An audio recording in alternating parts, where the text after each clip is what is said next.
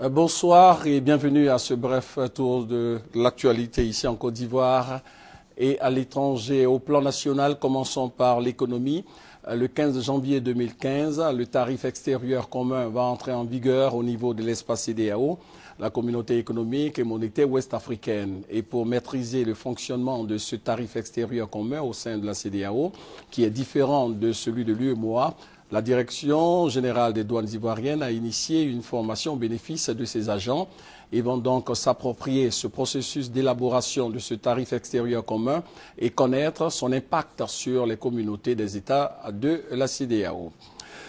L'actualité sur le continent reste et demeure la lutte contre le virus Ebola. Ici en Côte d'Ivoire, la lutte s'intensifie. Des mesures prises par le gouvernement invitent les populations à se laver régulièrement les mains, à ne pas se suer les mains et même d'éviter les accolades.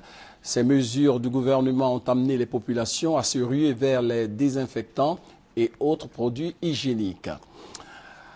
Pour avoir consommé de la viande de rat que son piège a attrapé au campement, Bernard Guéhi a été condamné à 5 ans de prison ferme par le tribunal de Guiglo dans l'ouest de la Côte d'Ivoire. Quel est le point de la lutte contre ce virus en Afrique et les autres points de l'actualité au Niger et en France?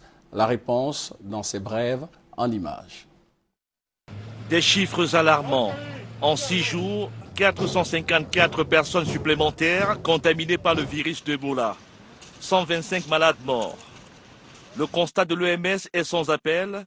Le virus qui sévit au Libéria, en Sierra Leone, en Guinée et au Nigeria progresse de manière accélérée. L'organisation internationale s'attend à plus de 20 000 cas de fièvre hémorragique à virus Ebola dans les prochains mois. Pour stopper la progression de l'épidémie d'ici à 3 mois, l'OMS affirme avoir besoin de 490 millions de dollars. Boubacar Diallo avait prévu de passer ses vacances en Guinée, son pays natal, avec sa femme et ses enfants. Plus de voyage. Il a annulé au dernier moment à cause d'Ebola. L'épidémie s'est accentuée.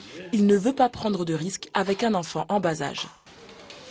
À l'ambassade de Guinée, à Paris, quand on évoque Ebola, avec ceux qui se préparent à partir, il y a les inquiets et les confiants. Il ne faut pas fuir ce pays parce qu'il y a cette maladie. Une maladie partout où tu es dans le monde, ça peut t'arriver. À l'unanimité, les 7 membres présents du bureau de l'Assemblée nationale à Niamey ont décidé de lever mercredi l'immunité parlementaire de Hama Amadou autour de sa chaise vide. Avant d'être convoqué par la justice de son pays, Hama Amadou a pris les devants et fui clandestinement dans la nuit de mercredi à jeudi vers le Burkina Faso. Le président de l'Assemblée nationale nigérienne, devenu chef de l'opposition, est soupçonné d'avoir acheté des bébés au Nigeria dans le cadre d'un vaste trafic. 3 ans après la démission de Dominique Strauss-Kahn, le Fonds monétaire international de nouveau dans l'embarras avec la mise en examen de sa directrice générale, Christine Lagarde. L'institution va devoir décider si elle renouvelle ou non sa confiance à la dirigeante française qui exclut pour sa part de démissionner. Christine Lagarde conteste sa mise en examen en France pour négligence dans l'affaire Tapie du temps où elle était ministre des Finances. Le président français François Hollande a tenu ce jeudi la conférence annuelle des ambassadeurs de France, l'occasion de revenir sur les dossiers chauds de l'actualité internationale. François Hollande a proposé par exemple la tenue d'un sommet de la zone euro pour arrêter une nouvelle initiative de croissance au niveau européen. Le chef de l'État français a également invité la Russie à respecter la souveraineté de l'Ukraine.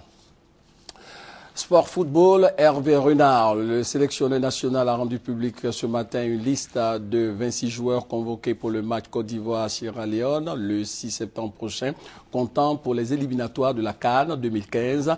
Même si on ne sait pas encore où se tiendra le match, Hervé Renard, lui, prépare son équipe avec de nouveaux joueurs qui font leur entrée dans le groupe, notamment des joueurs locaux. Comme tous les jeudis, vous aurez à 20 h le dossier de la rédaction, dossier consacré aujourd'hui à l'indiscipline, à l'incivisme et surtout au manque de courtoisie au volant dans la circulation dans le district d'Abidjan. Bonsoir.